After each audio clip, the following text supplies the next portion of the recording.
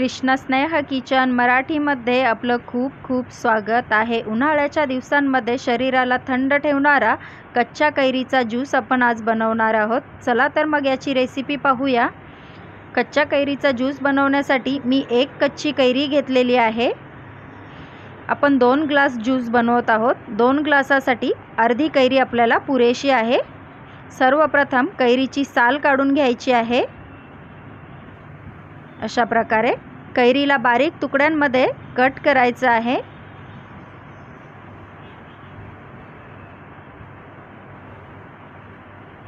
त्यानंतर एक मिक्सरचं भांडं घ्यायचं आहे।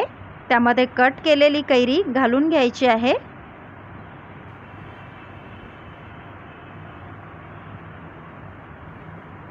थोडीशी कोथिंबीर घालायची आहे।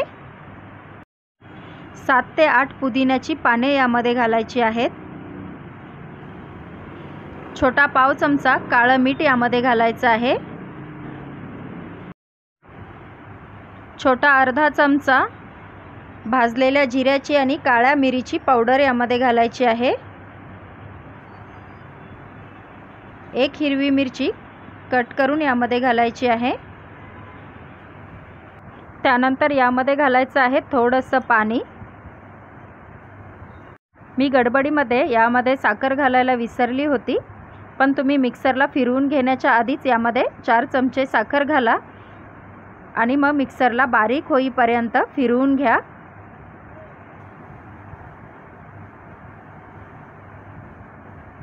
मिक्सरला बारीक होईपर्यंत फिरवून घेतल्यानंतर एक डिश घ्यायची आहे आणि एक गाळणी घ्यायची आहे। मिक्सरला फिरवून घेतलेलं कैरीचं ज्यूस गाळणीने गाळून घ्यायचं आहे।